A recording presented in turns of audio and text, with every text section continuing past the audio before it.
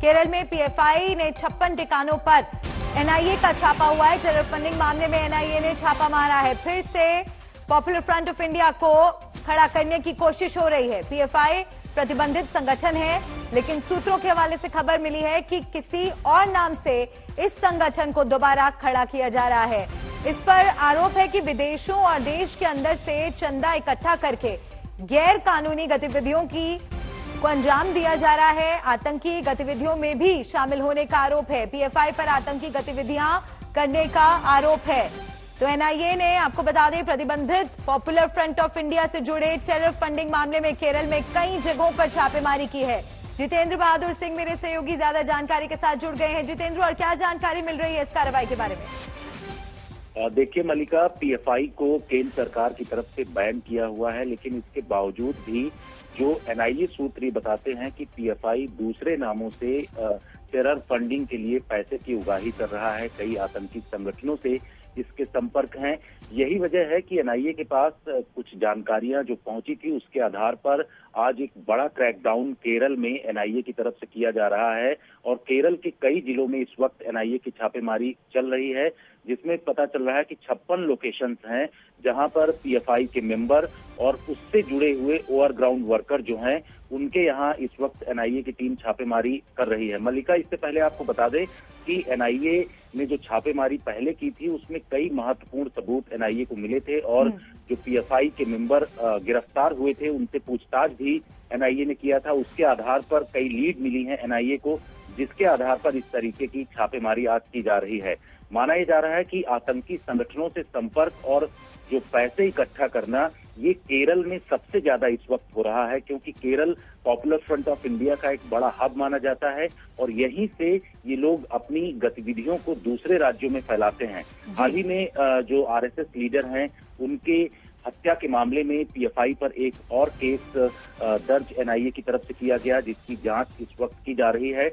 माना यह जा रहा है कि इन तमाम चीजों से जुड़ी हुई जो घटनाएं हुई हैं हाल ही में, उससे जुड़ी घटनाओं को लेकर के एनआईए आज बड़ी रेड कर रही है और इसमें कई बड़े खुलासे होंगे, कई गिरफ्तारियां भी हो सकती हैं, क्योंकि एनआईए की टीम जहां जहां लगी हुई है वहां से कई उनको चौंकाने वाली जानकारियां मिल रही हैं। चौंकाने वाली जानकारी एक ये भी मिल रही है जितेंद्र की जो डिवाइसेस अब तक की छापेमारी के दौरान रिकवर किए गए थे, उन डिवाइसेस की स्कैनिंग के दौरान एजेंसी को ये पता चला है कि पीएफआई नेता अलकायदा के संपर्क में थे और उनका एक सीक्रेट विंग भी है।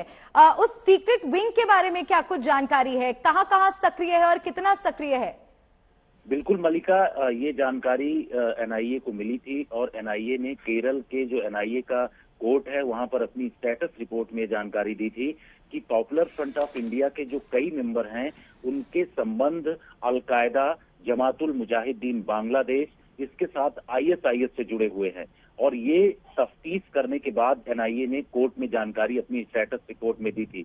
उसके बाद जिस तरीके से ये पता चला कि जो पॉपुलर फ्रंट ऑफ इंडिया है, दूसरे नामों से टेरर फंडिंग के लिए पैसे उगाही कर रहा है, और ये भी पता चला कि पॉपुलर फ्रंट ऑफ इंडिया से जुड़े हुए कई ऐसे ओवरग्राउंड वर्कर हैं जिनका नाम पॉपुलर फ्रंट ऑफ इंडिया की लिस्ट में तो नहीं है, लेकिन वो उनके लिए सक्रिय तौर पर काम कर रहे हैं। इस तरीके के इनपुट एनआईए के पास पहुंचे, उसके आधार पर आज की छापेमारी की जा रही है। और ये भी खुलासा एनआईए आने वाले समय में कर सकती है, क्योंकि जो नए तरीकों से और नए नामों से नया विंग बना करके ये काम करने की कोशिश कर रहे हैं, उसके जरिए ये पैसे उगा रहे हैं और इसका इस्तेमाल देश विरोधी गतिविधियों में किया जा रहा है।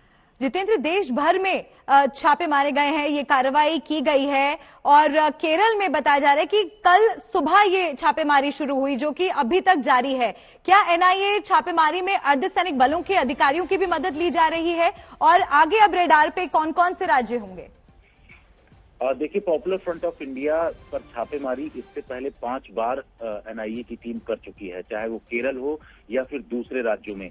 क्योंकि पॉपुलर फ्रंट ऑफ इंडिया इस वक्त केंद्रीय गृह मंत्रालय की तरफ से उसको बैन कर दिया गया है, उससे जुड़े हुए जो संगठन हैं उन पर भी बैन लगाया गया है। उसके बावजूद भी ये अपनी सक्रियता अलग अलग राज्यों में दिखा रहा है।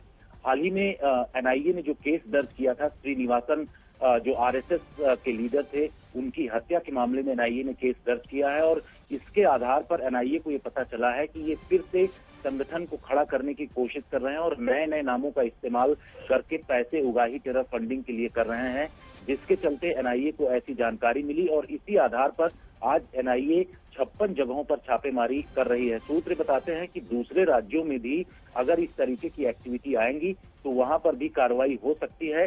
पर आज की बड़ी कार्रवाई इसलिए केरल में की जा रही क्योंकि केरल पीएफआई का एक हब माना जाता है और यहीं से जो गतिविधियां उठती है उसके बाद अलग अलग राज्यों में उसका इस्तेमाल किया जाता है और यहाँ से पैसे की उगाही की जाती है टेरर फंडिंग के लिए।